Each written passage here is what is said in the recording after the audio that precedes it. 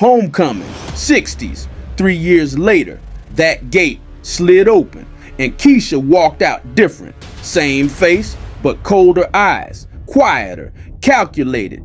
Jail ain't break her. It taught her patience. Back in Baton Rouge, everything felt the same. Same heat, same blocks, but people moved funny around her. Then she saw it. Lania's belly, Dre standing next to her like everything normal. That hit deeper than the sentence ever did. But Keisha ain't crash out. Nah, she hugged her sister, smiled in Dre's face. Y'all good? She said, like nothing ever happened. But inside, she already planning something they couldn't see coming. Chapter 7, playing nice, 60s. Keisha started popping up more. At the house, at the store.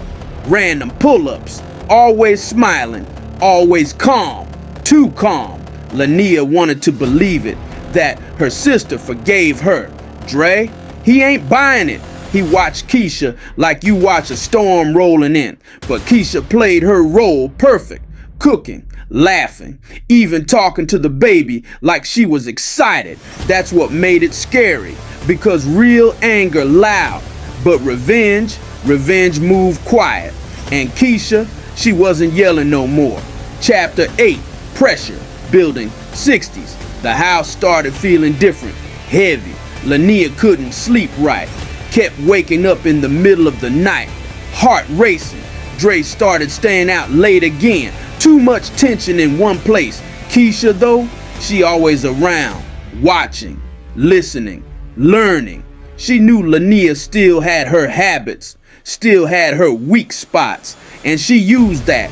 Little comments, little nudges, pushing her sister back toward bad decisions, not forcing it, just guiding it, like setting up dominoes, just waiting to knock them down. Chapter 9, the night everything broke, 60s. That night felt normal, too normal. Music low, lights dim.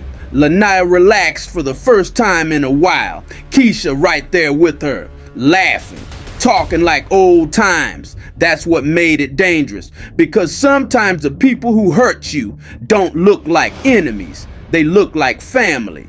Hours passed, then silence. Morning came, and everything changed. Lania didn't wake up. The house went cold, and Keisha, she stood there, quiet, like she already knew how this was gonna end. Chapter 10, aftermath, 60s. The whole block felt it. Sirens, yellow tape, people whispering on corners. They say it was an overdose. That's what everybody ran with. Dre ain't right after that. Couldn't sleep, couldn't think. Something in his gut told him this wasn't just bad luck. Then he looked at Keisha, really looked, that same calm, that same silence. That's when it hit him. Too late.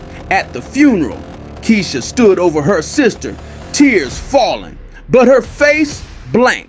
No anger, no pain, just empty. Because in Baton Rouge, love don't always end in happiness. Sometimes it ends in silence. Sometimes it ends in regret. And sometimes it ends with the one person you trusted most.